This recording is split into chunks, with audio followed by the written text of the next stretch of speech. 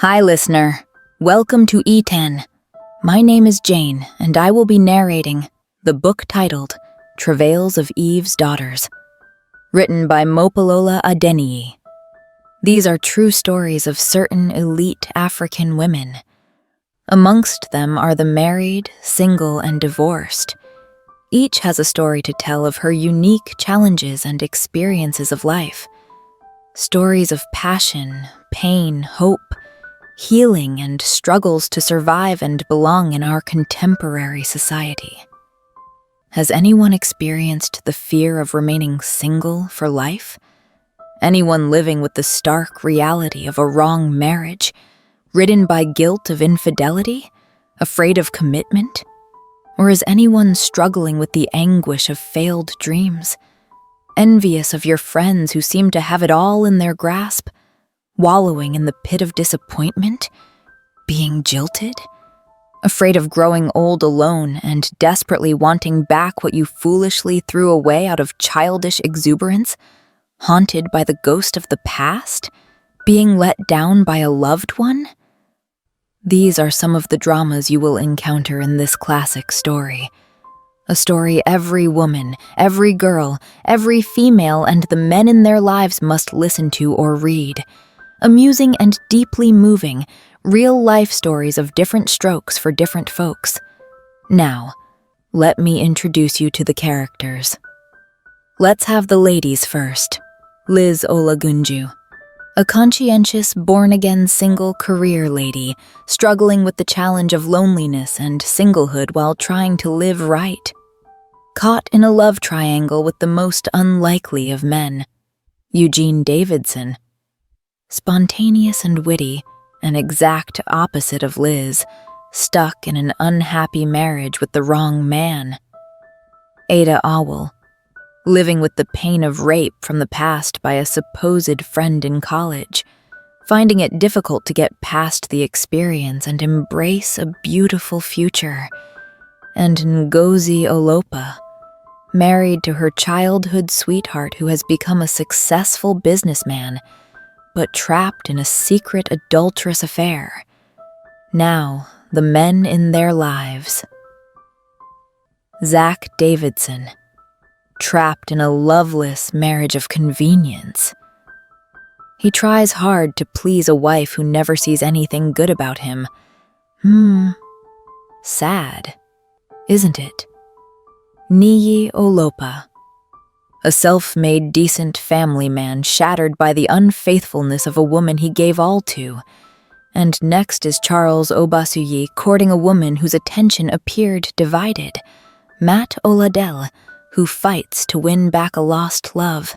And finally, Jeed Badmus, a man who struggles to win the trust of a woman who had lost faith in love because of an event that marred her past. Now, the story begins. Relax and come along with me on this exciting journey with the cast of Travails of Eve's Daughters. Travails Episode 1. I wish people don't have to get married and be trapped lousy situations where both parties can barely stand each other. Liz Olagunju stretched her legs as she flipped through the fashion magazine spread over her lap. Marriage is not as bad as you are making it. You are overly dramatic as ever, and since you have never been married, you are in no position to make such judgments. Eugene glared at her friend of 8 years. It was a cloudless Saturday afternoon, and the heat was particularly intense. But the two women were comforted by the quiet drone of the split-unit air conditioner. They sit in companionable silence in the sunlit coziness of Liz's living room. They have become inseparable ever since that fateful day they met at the youth service camp at Abuja. She believed that it was their similar challenges that made them attached to each other. They have had encounters that threatened to cause separation in their friendship, but these only strengthened the bond between them. I don't have to be married to know the happenings around me, Liz retorted. Sweetheart, not all marriages are bad. There are successful ones. Why don't you take a cue from those instead of focusing on the problem ones?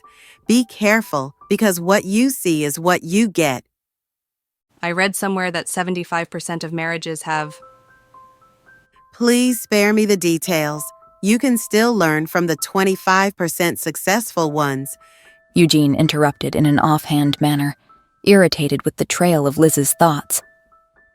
You are using those negative stories as cover-up for your real problem, which is that you are too scared to take the plunge. I know my marriage is not the best, but by God, I am working it out. You want the perfect guy, perfect situation like you have in the fairy tales. Wake up, girl, and face reality. We are in the real world.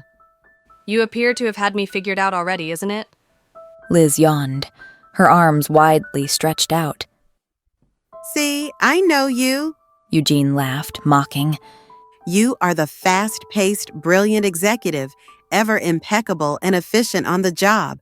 But when it comes to emotional issues, you lose it and become like a fish thrown out of its natural habitat. Liz raised her brows, frowned. Liz, I get worried about you. You are throwing off the good things of life because some guy hurt you in the past.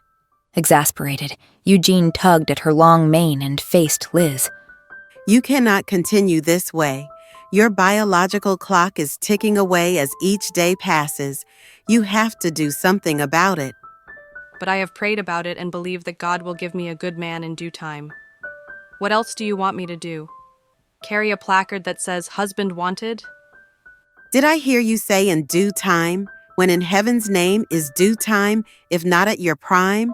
Or is it when your beautiful black and glossy hair has turned gray?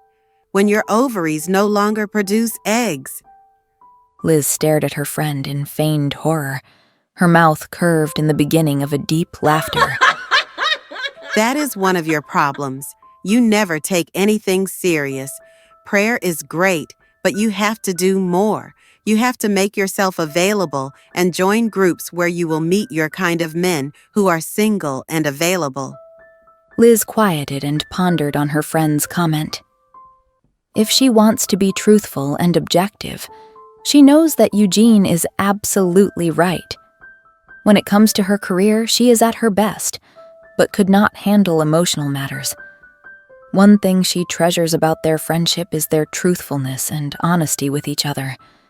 They never hid the truth and always say it as it is without mincing words. Eugene glanced at the clock and screamed. Oh my God! She rose to her feet, made a grab for her waistcoat and handbag. I have to be on my way. Zach's parents are joining us for dinner. After Eugene's departure, Liz pondered on their conversation, wondered why everyone assumed she does not wish to be married. I definitely desire what every woman wants: a loving and devoted husband to share love with, lovely kids, and a beautiful home. Unfortunately, I keep attracting the wrong guys. After her relationship with Matt ended, she vowed not to allow another man take advantage of her again. Now I am setting out to enjoy life with or without a man. If love comes along in an unexpected way, fine, and if not, all well and good, she mused. I have to learn to enjoy being single, love my own company, and not rush into the arms of the next stranger that comes calling. A frown creased her forehead as she thought of her mother who will not let her be. It was her mother's pressures that made her leave home in order to avoid the unending song of, "Find a man and get married." Mother never ceases to remind me of my biological clock ticking away. She never stops to tell me how my sister has brought forth 3 children since her wedding 6 years ago, how she saw an old school friend of mine with her husband and children, and, of course, what people are saying.